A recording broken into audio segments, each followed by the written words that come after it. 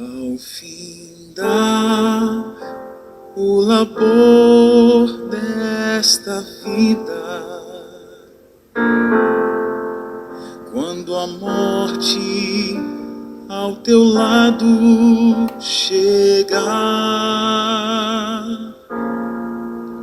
que destino há de ter a tua alma? Qual será no futuro o teu lar? Uma das experiências mais indesejáveis que uma pessoa pode encontrar é a solidão. Alguns relembram os dias da infância, quando estavam cercados por membros da família. Havia risos, companheirismo, ajuda, cuidado mútuo e muito amor. No entanto, o inimigo, a morte, derrubou a família. E um após o outro, os entes queridos foram levados e a solidão seguiu. Talvez outros sintam o vazio da solidão porque um cônjuge morreu depois de muitos anos de casamento feliz. Quantas vezes ouvimos o seguinte sentimento expresso: não é tão ruim durante o dia, quando posso sair, mas é quando anoitece que estou sozinho em casa. Uma casa que antes estava viva com conversas e amigos brincando, agora é silenciosa. Se a solidão na Terra por um período de tempo é tão triste e doloroso, que coisa horrível deve ser experimentar isto por toda a eternidade. Para cada alma que morre sem o Salvador, a única perspectiva é a escuridão das trevas para sempre. Isso está na Bíblia.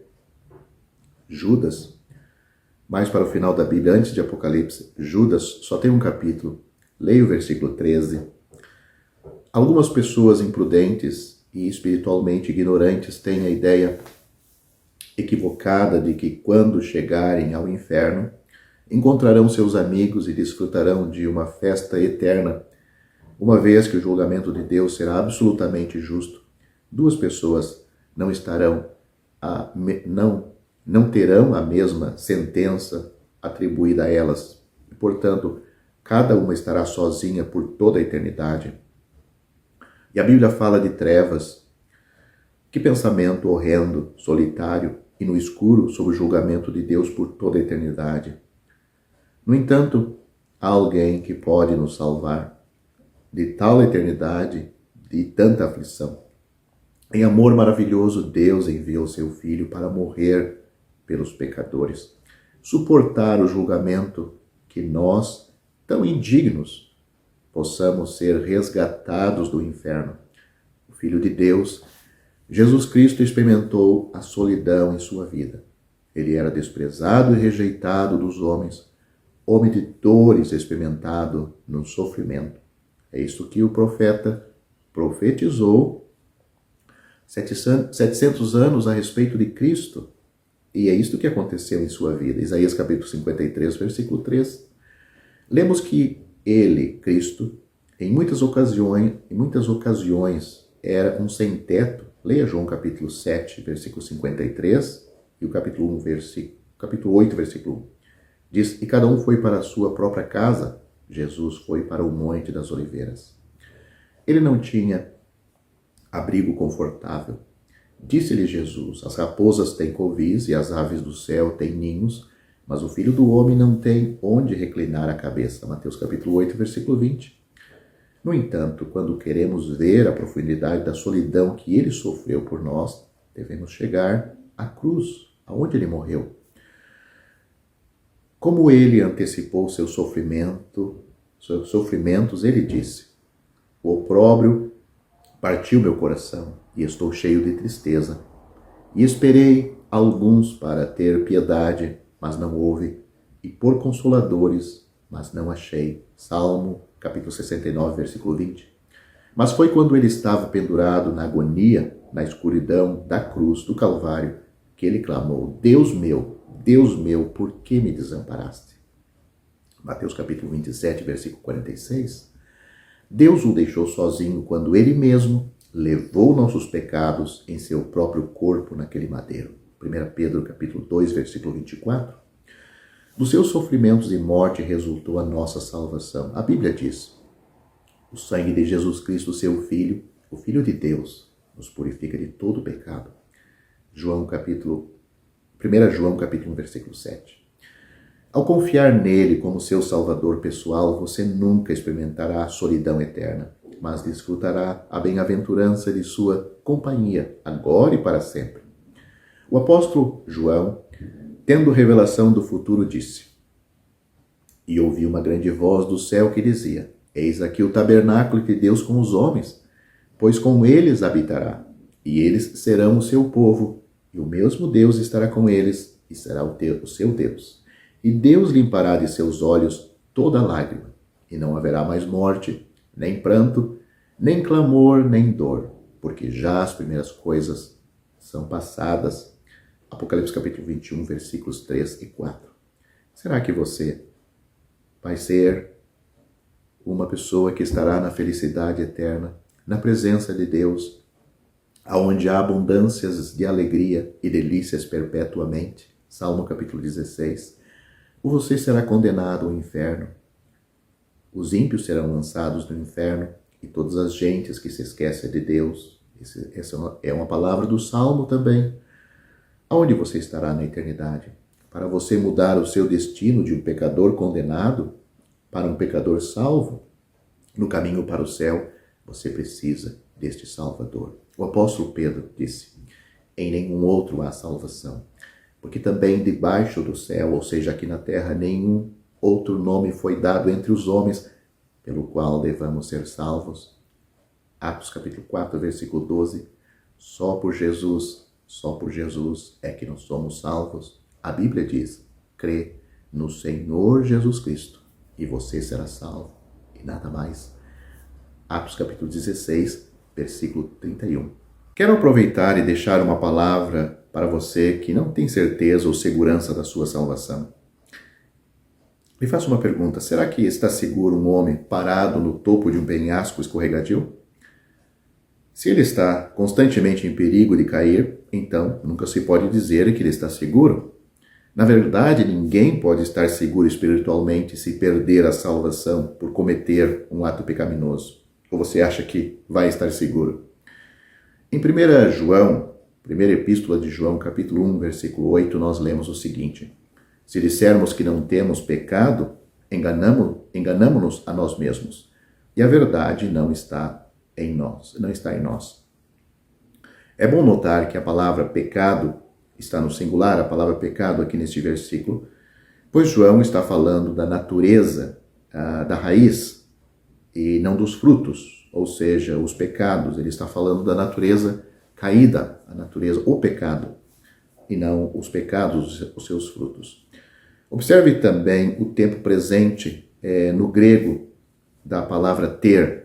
Ele não diz tive no passado, ele fala no presente, ter. João não está se referindo à vida pecaminosa passada enquanto não convertidos, mas o estado presente em que os crentes ainda têm pecado à natureza. Ninguém chega a um ponto na vida em que está livre do pecado. Não existe tal coisa como um crente vivendo em um estado sem pecado. E, portanto, não será possível para um crente estar seguro, sem perder a salvação, se depender dele estar sem pecado, a natureza. Isso só ocorre na hora da morte ou com a vinda do Senhor Jesus no arrebatamento. Jesus disse: as minhas ovelhas ouvem a minha voz, eu as conheço e elas me seguem. Eu lhes dou a vida eterna e nunca perecerão, nem ninguém as arrebatará da minha mão. João capítulo 10, versículos 27 e 28. Não há condições observadas neste texto, apenas declarações de fato absoluto. As ovelhas são de Cristo, elas ouvem a sua voz, ele as conhece, elas o seguem. Ele lhes dá a vida eterna, elas nunca perecerão e ninguém as arrancará de sua mão. Ele não diz: se as ovelhas ouvem a minha voz, elas são realmente minhas ovelhas. Ele não diz também: se as ovelhas me seguem, eu lhes darei a vida eterna. Elas não se tornarão suas ovelhas, ouvindo sua voz, e não recebem a vida eterna, seguindo-o. Uma transação ocorreu anteriormente que já as tornou suas ovelhas. O Senhor Jesus disse, no versículo 29, que a transação ocorreu quando seu pai deu, note, esta palavra está no passado, as ovelhas a ele. João capítulo 10, versículo 29. Agora que eles ou elas pertencem a Cristo, é de se esperar que as ovelhas façam o que as ovelhas geralmente fazem. Elas conhecem a voz de seu pastor e seguem sua liderança. Elas não seguirão nenhuma outra voz. Ele deixou isto claro nos versículos 4 a 5. As ovelhas o seguem, porque conhecem a sua voz, e não seguirão o estranho, mas fugirão dele, porque não conhecem a voz dos estranhos. Jesus disse, eu sou a porta, se alguém entrar por mim, salvar-se-á, ou será salvo, e entrará e sairá e achará pastagens.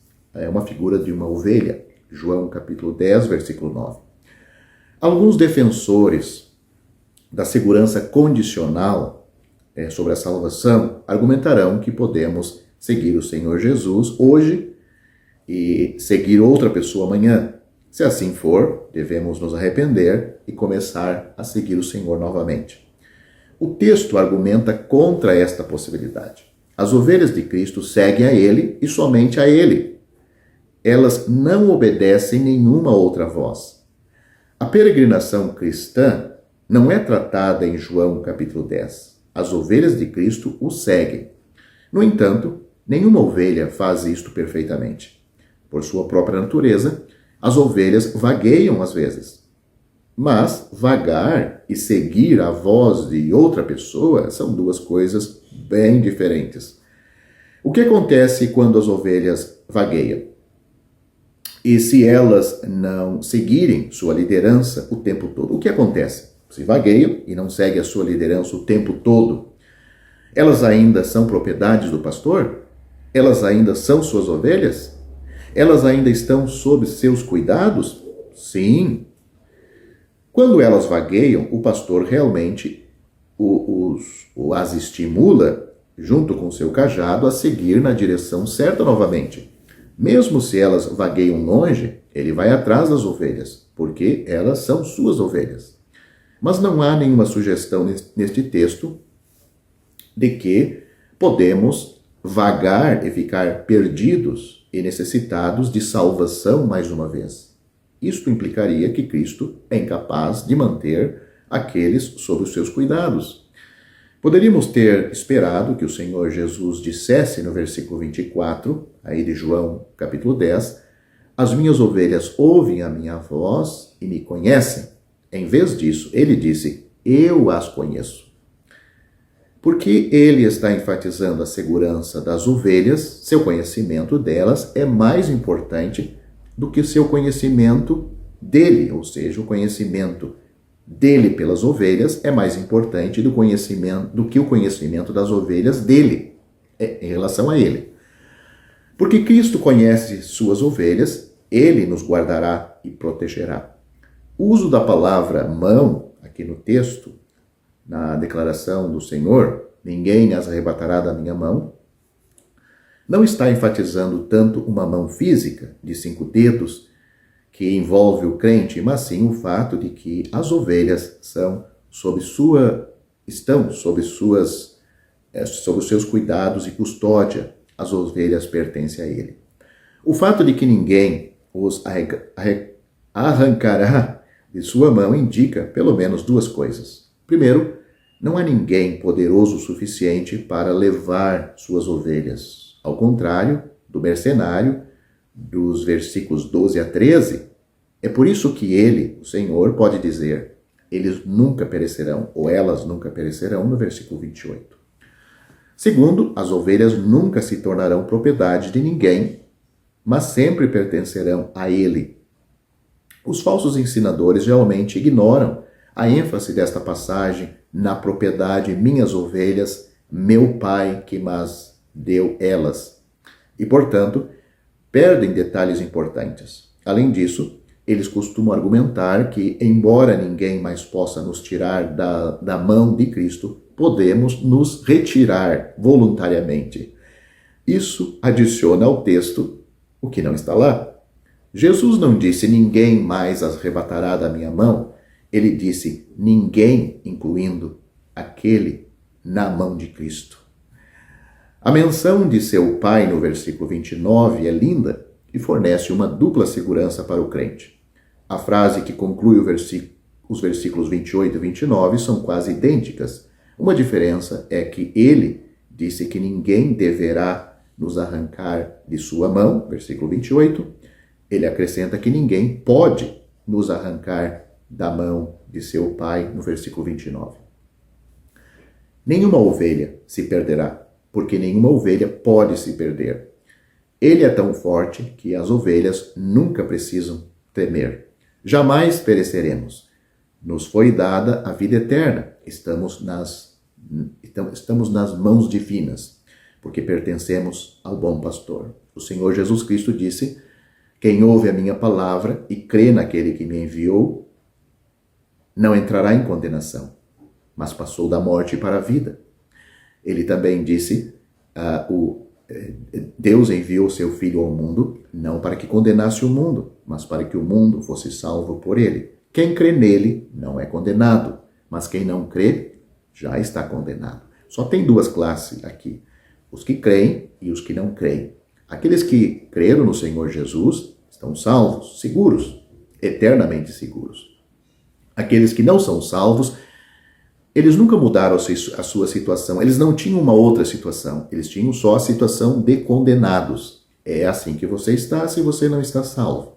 Você não precisa praticar nenhum pecado para ser condenado ao inferno. Cristo veio salvar você porque já está condenado. Você já tem pecado suficiente, não precisa praticar mais nenhum. Você já está condenado ao inferno. O que você precisa é de um Salvador. Este Salvador lhe dá total segurança. Ele disse, repito, eu sou a porta, se alguém entrar por mim, será salvo. O apóstolo Pedro disse, em nenhum outro há salvação, porque também debaixo do céu nenhum outro nome há dado entre os homens, pelo qual devamos ser salvos. Só por Jesus é que nós somos salvos. E continuamos sendo salvos eternamente. Atos capítulo 4, versículo 12. Você, querendo ser salvo, você tem que crer no Senhor Jesus Cristo. Você também será salvo. Atos capítulo 16, versículo 31.